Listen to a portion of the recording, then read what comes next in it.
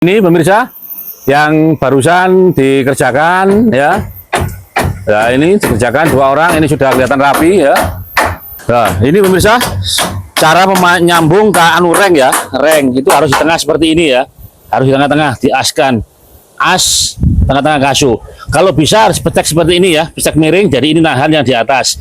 Ini juga gitu pemirsa. Ya, ini harus di stek ya, sambungan pestek di tengah. Nah, ini kelihatan pemirsa, ini sudah sampai sana. Ini pekerjaan 1 hari, mulai tadi pagi. 3 orang, 2 orang yang di atas, 1 orang helper di bawah ya. Mas Yusuf di bawah, Pak Khairul sama Pak Nurkolis yang di atas ya. Ini gak bayar, gak masalah bos. Bonbonane. Loh, bonbonane bos.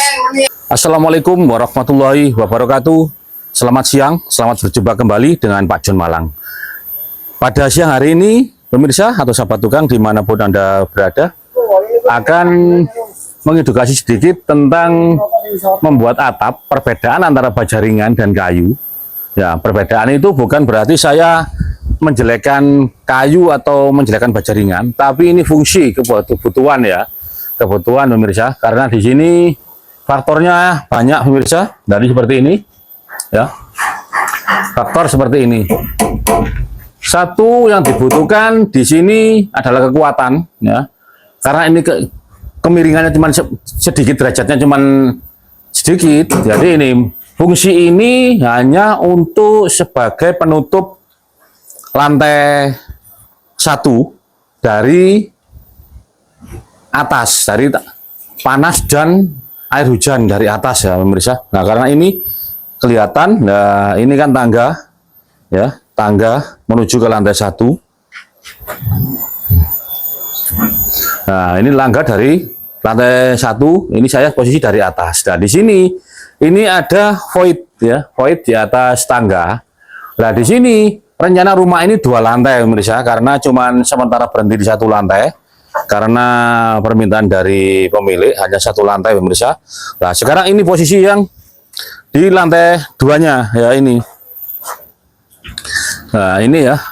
Ini berhenti di sini dulu. Nah, berhenti di sini dulu, di sini untuk tempat santai dulu katanya sementara ya, untuk apa. Nah, tapi di sini, nah, di depan saya ini ada bangunan. Nah, bangunan ini fungsinya sebetulnya hanya untuk menutupi tangga ya. Tangga dari atas ke bawah atau dari bawah ke atas. Nah, terus supaya air itu nggak masuk, terus nggak kena sinar matahari, apa, terik matahari langsung, untuk pelindung lah istilahnya. Tapi ini supaya terkesan tidak seperti gubuk kecil. Biasanya orang-orang bikin kan hanya kurang lebih antara 2 meter kali 3 meter gitu ya, hanya untuk tutup aja supaya apa, air nggak masuk gitu aja. Tapi pemandangannya jelek ya, seperti gubuk kumuh. Nah, ini dibuat tampilan depan 6 meter ya, selebar bangunan ya ini pemirsa. Ya, ini dibikin lebarnya ini ya pemirsa. Nah, ini dibikin 6 meter. Ini saya buat 6 meter ya. 6 meter. Kalau tingginya memang nggak terlalu tinggi, tapi ini kan hanya sementara. Apabila nanti bangunan ini ditinggikan, otomatis ini dibongkar. Pemirsa, ini dibongkar. Dibongkar, batanya dinaikkan lagi dengan ketinggian sesuai permintaan orangnya. Rencana adalah 375 atau 3,75 meter, yaitu 375 cm ya pemirsa. Nah, kenapa kok ini saya memakai kayu? Nah, ini kembali ke dalam. Nah, ini pemirsa. Nah, perbedaannya di sini. Saya memakai konstruksi dari kayu. 1, ini ada limbah bekas bagesting yang untuk mengirit biaya, menghemat biaya daripada dibuang nanti. Memang bagestingnya kayunya bagus ya, yang kuat, yang keras, otomatis bisa bongkaran bagesting dak untuk kasurnya di atas. Kalau ini juga bekas penyangga, jadi otomatis sangat membantu. Terus fungsinya lagi, ini kemiringannya kan derajatnya cuman sedikit, yang penting air tidak tampias, itu aja pemirsa. Ini pakai genteng supaya pandangan dari depan bagus. Nah, ini pakai konstruksi balok, pakai ukuran 6x12 ya, 6x12 dengan kasu ukuran 4x6 dengan jarak kasu sama kasu itu 40 cm. Nah, pengalaman saya begini pemirsa, kalau nanti kasurnya pakai ukuran 57, kita jarak 50. Kalau pakai kasur 46, kita pakai jarak 40 ya, gitu pemirsa. Jadi, kenapa saya kok pakai kayu berani? Sekarang sudah zamannya pakai baja ringan, kayu kan sulit ya. Kebetulan kayunya ini bagus-bagus, yang satu itu pemirsa. Ya. Kayunya bagus-bagus, sesuai kebutuhan ya, sesuai kebutuhan. Nah, kebutuhannya apa? Supaya dipijak aman, karena apa? Kuat ya. Penjaringan juga kuat ya. Tapi semua itu ada kekurangan dan kelebihannya masing-masing. Kayu juga punya kekurangan, baja ringan juga punya kekurangan ya. Nanti ini saya sepilkan kekurangannya masing-masing. Ya mohon maaf ya, yang punya usaha baja ringan jangan tersinggung dengan edukasi saya, karena saya berdasarkan praktek di lapangan ya, bukan teori. Karena di lapangan itu beda-beda, pengalaman saya begitu pemirsa. Ya, bagi teman-teman yang punya pabrik baja ringan, saya mohon maaf karena ini bukan menjatuhkan, tapi betul-betul edukasi real yang ada di lapangan. Nah, ini ya saya sepilkan di sini ya. Nah, saya tunjukkan, saya praktekkan kekurangan dan kelebihannya. Nah, ini pemirsa, kalau ini saya pakai kayu, ya otomatis di sini ada kejepit ya. Kenapa ini kok nggak berangkat? Kan di atas, harusnya di tengah, tapi posisi kemarin kegeser. Nanti di sini ini masih ada ring ya, ada ring balak ke sini, di belakang kayu ada ring balak. Tujuannya untuk mengikat, menyatukan antara kolom 1, kolom 2 dan kolom 3. Ini supaya terikat. Juga ada kolom yang di pojok sana, juga kolom yang di depan. Kolomnya ada kolom, supaya mengikat semua ya. Supaya mengikat semua ya, gitu pemirsa. Nah, terus ini kayu ini kelemahannya, semua kayu kelemahannya apabila ini kena air hujan atau bocoran ya. Ini di sini bocoran, di sini bocoran. Itu memang rawan cepat busuk. Jenis kayu apapun apabila kena bocoran atau kena air pasti akan busuk. Otomatis di sini saya kurangi ini pemirsa. Ini dari bata saya masukkan 2 cm. Kalau sudah 2 cm nanti kita kasih adonan luluan atau semen yang bagus ya. Di sini ketutup berarti 2 cm, besaran 1,5 cm atau 2 cm berarti 4 cm. Itu nanti bagus ya, sudah aman dari rebasan air. Di sini juga gitu, nanti sudah aman. Di atas ini juga ada, nanti ada bas-basan katanya ya. Ada pasangan bata lagi. Kekurangan di situ. Untuk mengatasi kekurangan di situ, untuk mengurangi bahaya kayu busuk, saya pakai oli ya, tapi oli bekas atau oli tap ya. Itu kita labur. Kenapa kok saya labur di atas? Kalau labur di bawah biasanya lebih cepat labur di bawah. Tapi ada risikonya juga. Waktu ngerjakan nanti licin ya, licin, tukangnya kotor semua. Nanti celana tukang sama bajunya kotor semua kena oli. Kalau ngerjakan rumah besar dulu, itu harus saya labur di bawah, lebih cepat kerjaannya. Tapi harus nyiapkan baju ya, baju mengganti untuk tukang, untuk diberikan kepada tukang ya.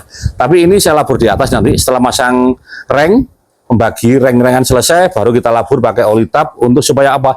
Begitu ada air sedikit bocoran langsung jatuh airnya ya, menggelinding ya, tidak meresap ke air ke dalam kayu karena kayunya sudah tertutup oli bekas ya, bekas oli. Nah terus kekuatan kayu, kelebihan kayu kuat. Nah ini sangat kuat sekali nih pemirsa. Ini sampai gantung gini kuat ya, kuat ini gantung kuat. Berat saya aja sudah 100 kilo ini. 98 sampai 99 ini kuat. Nah terus ini kelebihan kayu, lebih kuat, lebih kokoh. Kalau baja ringan juga kuat karena ada spek. Nah tapi ini pemirsa, baja ringan ya, tolong kamera dekatkan. Sebetulnya baja ringan itu memang kuat karena sudah konstruksi pabrik sesuai spek, sudah ada hitungannya sendiri. Kalau kayu ini boleh nempel di atas dinding atau di atas dalam beton. Kalau baja ringan itu harus ada lubang. Di sini ada pijakan, di atas sini ada sepatu berdiri, tumbuhannya itu harus di dalam. Tapi baja ringan itu tidak boleh tanam seperti ini, ya. Baja ringan tidak boleh tanam seperti ini, harus seperti ini, ya. Kamera bisa tunjukkan sini, ya. Ditanam seperti ini tidak boleh kalau baja ringan. Baja ringan itu harus ada spilling minimal 5 cm yang bersih. Usahakan di semen bagus, bersih, ada jarak 5 cm dari dinding. Karena apa? Baja ringan begitu kena semen itu paling 2 tahun sudah korosi, sudah berkarat dalamnya. Itu saya membuktikan sendiri. Merek apapun, apabila kena semen di dalamnya pasti berkarat. Itu bahaya karena banyakan tukang. Baja ringan itu harusnya pakai crash atau kuda-kuda yang kuat, ya, pengikatnya Ibaratnya kalau dari sini bidang temberang atau semar-semar, penguat dari kuda-kuda satu ke satunya itu harus benar-benar rapat. Skru harus kuat, juga jaraknya, barangnya juga harus kuat ya, harus benar-benar kenceng. Karena apa? Kalau mengandalkan biasanya tukang, wah kurang kuat, dikasih pes-pesan atau pasangan bata lagi. Di bawahnya dinding biasanya pemirsa. Ya seperti ini ya. Nanti di penyangga itu bisa dikasih pasangan bata lagi. Kalau ini aman kasih bata lagi. Tapi kalau baja ringan, nanti berkarat. Ada usianya. Saya pernah juga sering bongkar. Setelah saya buka ternyata apa? Sudah berkarat, hampir putus. Itu bahaya. Ya pemirsa, bahayanya di situ. Usahakan kalau baja ringan itu, baja macam bukan baja ringan itu harus berdiri sendiri di atas beton, juga di sampingnya seperti ini tidak boleh ada pasangan bata, harus ada lubang minimal 5 cm supaya apa? Tidak nempel di pasangan ya, tidak karatan atau korosi ya, nanti berkarat. Nah seperti ini kalau pakai kayu ini aman pemirsa. Nah ini cenderung aman ya, tapi terus terang biayanya lebih mahal karena satu kayu sudah agak langka, agak sulit ya, sebetulnya barangnya banyak tapi harganya yang luar biasa. Karena saya berani, karena ini hanya limbah bongkaran, jadi supaya daripada dibuang beli lagi, itu bisa pakai yang ada. Jadi kalau seperti ini memang lebih kuat, tapi ada plusnya tadi, plus minusnya kalau kena air kalah, tapi baja ringan kena semen di dalamnya, yang di dalam semen itu kurang kuat. Karena apa? Kebutuhannya ini kemiringannya hanya sedikit ya. Ingat, bukan karena saya tidak tahu tentang ketinggian derajat, tapi ini memang sesuai kebutuhan. Ini sifatnya hanya sementara ya, sementara, tidak selamanya. Jadi nanti suatu saat akan dibongkar, entah 6 bulan lagi atau 1 tahun lagi akan dibongkar pemirsa. Jadi otomatis ini harus saya buat seperti ini, pakai kayu. Terus Pak Nur, saya minta itu diikat Pak Nur. Pak Nur, diikat dulu Pak Nur. Pakai besinya ditekuk ke sana. Nah, laser tolong Pak Susup, laser sama paku ya. Nah, itu nah inilah tugasnya, fungsinya pengawas ya, atau mandor atau pelaksana. Ya ini. Nah, ada kekurangan harus diawasi ya. Nah, itu Pak Nur, 2 besi Pak Nur. Nah, ini pemirsa. Nah, itu harus ya betul-betul rapat. Iya, betul. Nah, harus diikatkan, ikat kan bahaya, ada angin terbang ini Pak Nur. Kalau sebelum dicor, tapi alangkah baiknya harus diluruskan dulu Pak Nur ya, dikunci dulu Pak Nur. Ya, sip, cukup Pak Nur. Tinggal kunci sama aku Pak Nur. Cukup itu Pak Nur. Nanti kan rasanya ada ring Pak Nur. Tapi cuman daripada diinjak nanti goyang-goyang ya pemirsa. Ya, itu ya, harus betul-betul masif semua ya, nggak boleh ada goyang atau pergeseran pemirsa. Ya, ini nanti juga dipotong ya, dipotong L, bentuknya L, ini juga segini, nanti juga segini ya, dipotong L, bentuk seperti aslinya dinding taman depan ini ya. Meskipun bangunan belum selesai atapnya, mungkin bisa terlihat bahwa depannya sudah mulai tertata ya, tertata pemirsa. Nah ini kalau ada yang gantung di sini harus diangkat pakai sama helpernya ya. Helpernya ini ngangkat, kasurnya diangkat supaya pas ya, itu pemirsa. Nah ini harus diukur dulu ya. Tidak harus langsung tidak asal motong ya. Nah itu diukur dulu pakai siku ya, saya minta di siku. Itu caranya gitu ya. Potong sama siku ya. Setelah siku selesai dicoret pakai digaris dulu pakai pensil, setelah itu dipotong pemirsa. Nah ini dipotong. Nah itu dipotong, lihat pakunya dulu karena harang limbah. Nah itu pemirsa, dipotong itu ya. Ya ini dipegang sama helper, tujuannya untuk merapikan ya, meluruskan pemirsa. Nah kalau lurus itu lah, dilepas kan lurus ya, nanti dipotong ya, nanti dipotong itu. Ini pemirsa yang barusan dikerjakan ya. Ya ini dikerjakan 2 orang, ini sudah kelihatan rapi ya. Ya ini kelihatan rapi, sudah dipotong bersih ya. Ya ini saya sepilkan ya, caranya begini. Tadi kelihatan acak-acakan, sekarang kelihatan bersih ya. Nah ini sudah bersih.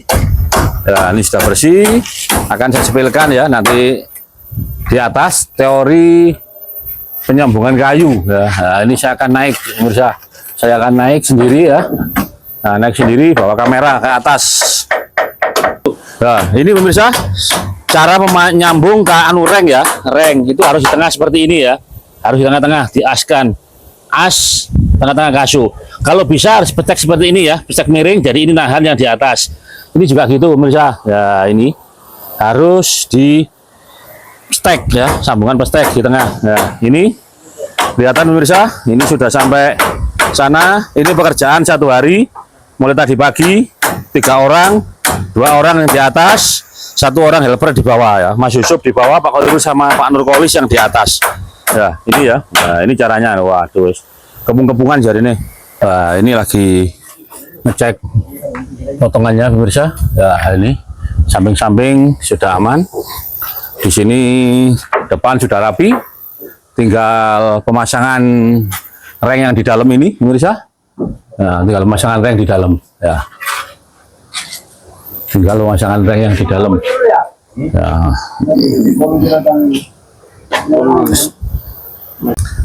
Oke pemirsa, sementara sampai di sini dulu perjumpaan video saya kali ini.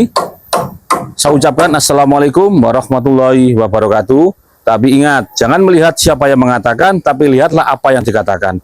Selamat siang dan sampai jumpa lagi. Ya Pak yuk. Ya Bapak. Ya apa ini? Sehat-sehat Pak. Ya bayaran nggak Sabtu ini? Sabtu bayaran Pak, saya ketahui. Bonbonane kakean ya. Bonbonane kakean. Masih gak bayar gak masalah Bos. Bonbonane. Loh, bonbonane bos. Bos.